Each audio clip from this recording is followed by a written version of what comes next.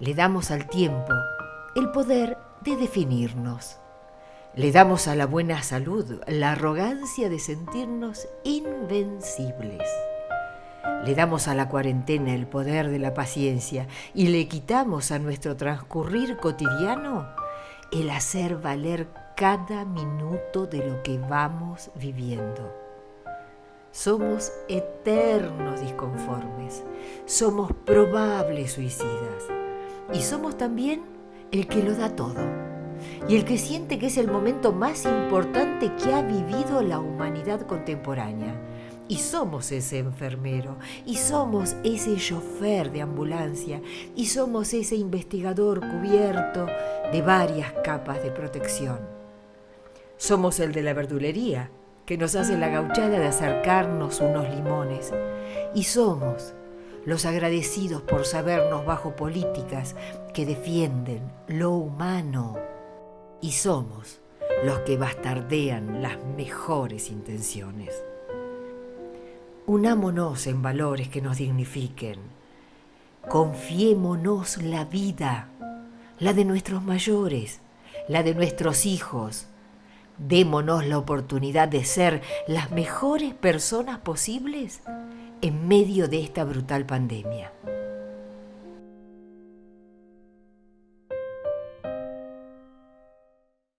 Dani Cacabelos, ¿dónde estás? Contame. Pues estoy en Pontevedra, en Xeve, en Galicia. En Galicia. Mira, ahí se ve en el mapa.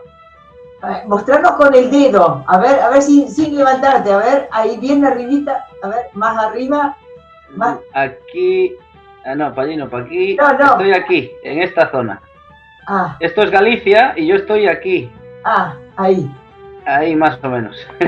Ah, bueno, claro, lo que pasa es que está puesto de tal forma que se ve distinto. Se ve al revés, ¿no? Lo estoy viendo al revés, entonces yo digo, no, claro. Por ahí. Dani, qué alegría verte, qué extraño mundo estamos viviendo, ¿no? ¿Cómo se ve desde ahí?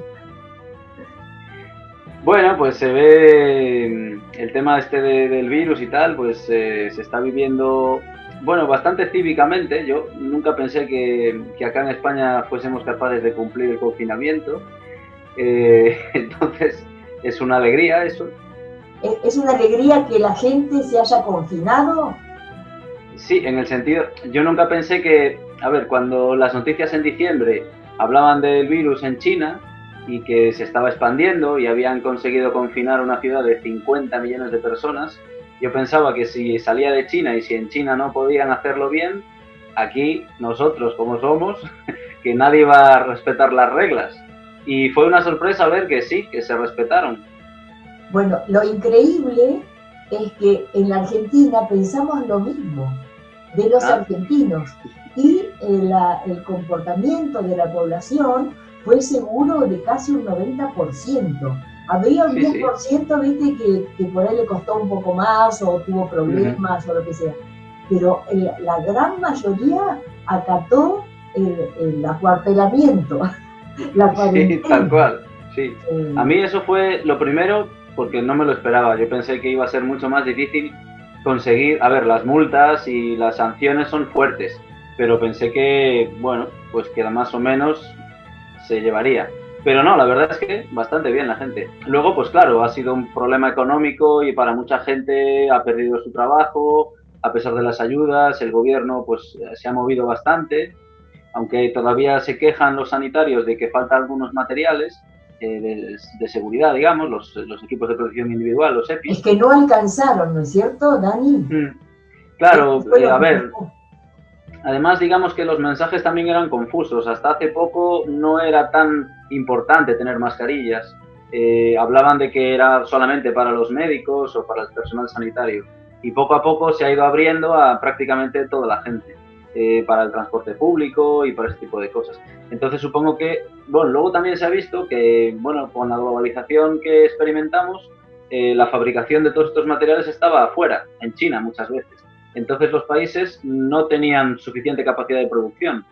Eso es una cosa que yo creo que va a ser positiva a largo plazo, el darse cuenta que hay que intentar volver a ser más autónomos y ser más, bueno, autosuficientes en muchos aspectos, en cuanto a alimentos, en cuanto a materiales de protección, en cuanto a tecnología.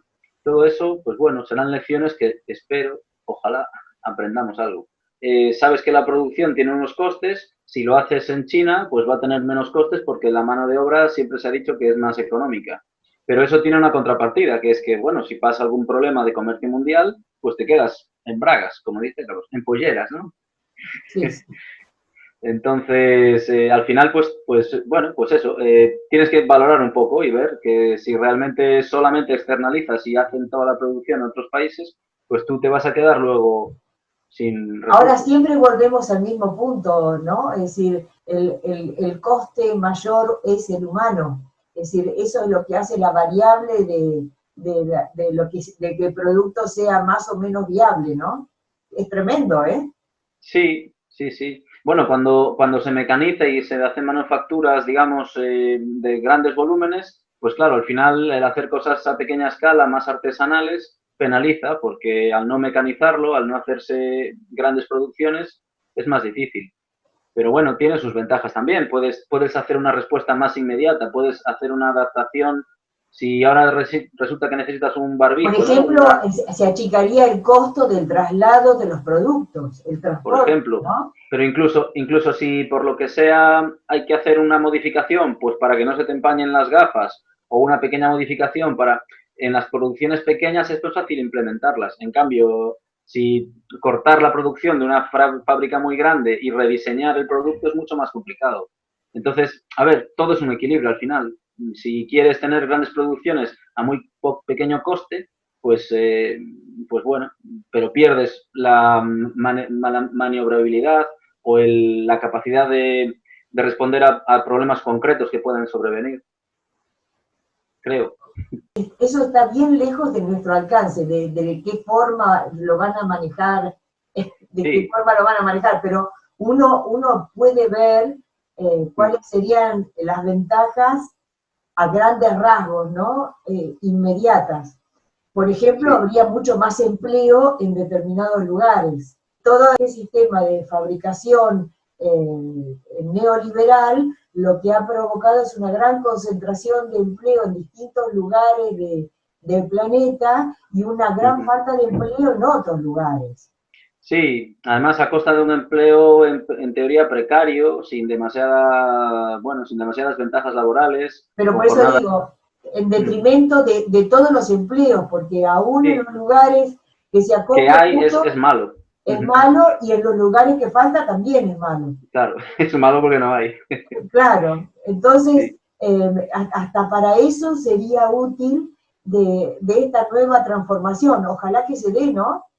Sí, por ejemplo, a nivel alimentario, aquí, pues en España, pues sí que por tradición o por el clima somos grandes productores. Bueno, no te cuento Argentina, por supuesto, pero a nivel Unión Europea, en España sí que se producen muchos vegetales, hortalizas y se exportan a nivel europeo, ¿no? Y tienen un sabor único, y la gente lo reconoce en todas partes.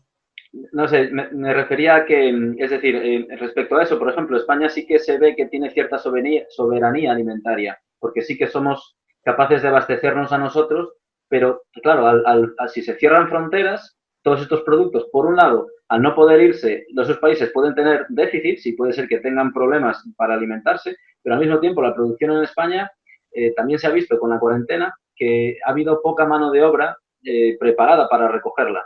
Entonces, había muchos productos que se han estropeado en el campo, que no se han podido ni recoger. Por dos motivos, porque no se vendían tanto y porque la mano de obra en España, que tradicionalmente también se abusa de inmigrantes y de personas que tienen pocas armas para exigir, trabajos mejor remunerados, pues, y luego los españoles, que han estado muchos en el paro, no han querido ir al campo, o algunos iban, decían 1 o 2 jornadas y ya decían que no les, porque es un esfuerzo físico bastante importante. Pero, entonces, ¿qué pasó con los empleados, con los empleados inmigrantes? ¿Qué pasó con los inmigrantes? Claro, esto en muchas zonas se han cortado, porque se cerraron las fronteras, entonces siempre se venían, pues por ejemplo, en la zona sur para recoger la fresa, pues venía gente pues de Marruecos, de Argelia, de Rumanía, de Bulgaria. Entonces, todas esas personas no han podido entrar y muchas de esas fresas o se han quedado porque, por un lado, no había forma de transportarlas y de venderlas, y por otro lado, no había forma de recogerlas. Entonces, pues la producción se ha quedado bueno, se ha podrido, vamos. Se ha quedado colgada de la planta. Pero porque toda esa gente calculo que se fue a hacer la cuarentena a su casa, por ejemplo, frente a la pandemia. Claro, a veces se hacían contratos en origen, en los mejores casos, es decir, pues digamos se fletaba un avión, un autobús, una forma de traer los inmigrantes desde sus países de origen, venían, trabajaban y se volvían a marchar. Esto con la cuarentena, con el cierre del Estado, se paró, no se hacía. Entonces, simplemente los que estaban en el país circulando, y tampoco se podían mover demasiado, puesto que en teoría, si tú no tenías un contrato en vigor, no podías ir, y normalmente el contrato se hace cuando estás allí. Entonces, bueno, fue un problema. Es un problema. Dani, te iba a preguntar, ustedes tuvieron en toda España una mortandad tremenda. Es decir, esto realmente los golpeó en el lugar de los afectos, ¿no? Hoy lo escuchaba a Pepe Mujica, lo tenéis, ¿no? A Pepe Mujica, que es el presidente de Uruguay, y él decía, tener libertad es tener tiempo para los afectos. Y realmente me pareció maravilloso, porque cuando uno escarba en el ser humano, realmente qué es lo que más le importa al ser humano. Y justamente son los afectos. Los afectos de la familia, los afectos de los amigos, de trabajar rápido y querer terminar el trabajo para ir a tomarte la cañita con tu amigo o ir a encontrarte. Digamos que el final del día ese tiene que ser un lugar de confort afectivo, ¿no? Eso nos pasa a cada uno, creo, en cualquier lugar del planeta. ¿Cómo pensás que está a partir de esa gran mortandad, ¿cuántos fallecieron en España? ¿Cuántos llevan fallecidos? Estamos en más de 25.000, me parece que 26.000 personas más o menos. Yo sobre esto, yo creo que de lo más dramático, de los dos puntos que veo más conflictivos, bueno, por un lado, las personas mayores, las personas que vivían en residencias de ancianos, eso fue un desastre, porque, bueno, en muchas ciudades grandes, también en ciudades más pequeñas, en Galicia, digamos que cuando las personas, los ancianos, muchas veces, pues bueno, se les lleva a un asilo, se les lleva a un centro donde están mejor atendidos, se supone que en tu casa, pero claro, esto no es un hospital. Entonces, cuando vino el virus, claro, primero tienes gente que es muy vulnerable y segundo que realmente no tienen tantos médicos. Es decir, ahí lo que tenían es un sistema de enfermería y unos avisos en los que el médico venía, se podía llevar la ambulancia, en ambulancia al hospital y tal, pero no tenía un sistema, no es un hospital, un geriátrico, un sitio donde atienden a los mayores, ¿no?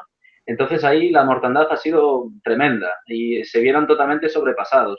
Y la mayoría de los casos son empresas privadas que intentan reducir costes, entonces también pues los empleados estaban saturadísimos. Y también para no aumentar la preocupación saturados y no tan capacitados y además no tan bien equipados, ¿no? Que eso fue... Sí. No, sí, el problema también para ellos... constante en todos, ¿no? Sí, entonces para ellos tampoco hacer la bola demasiado grande, no daban demasiada publicidad de lo mal que lo estaban pasando. Y al final, pues claro, fue un desastre, porque entraba y barría, y si entraba en una residencia, pues bueno, la mitad prácticamente de los ancianos, pues acababan falleciendo. Y claro, eso elevó mucho los números de fallecidos en gente mayor. Y luego otra cosa que a mí me sorprendió mucho en España, que yo creo que tiene que ver con la falta de equipos de protección individual, le llaman EPIs aquí, los guantes, mascarilla y sobre todo para los sanitarios. Los sanitarios en España se contagiaron muchísimos. Hay, no sé, no recuerdo los datos, pero hay una cifra elevadísima de personal sanitario infectado. Y eso, claro, es por un lado bravo por ellos que se han enfrentado con lo poco que tenían. Pero por otro lado hay que mirar que somos responsables, o la administración tiene que fijarse que es responsable de no facilitarle todos estos materiales de protección, porque en otros países no se ha visto este tan dramático incremento de afectados o de infectados en el sector sanitario. Entonces, por un lado, ellos han ido como han podido con sus herramientas y claro, eso les ha costado pues enfermar a muchos de ellos y fallecer a algunos también.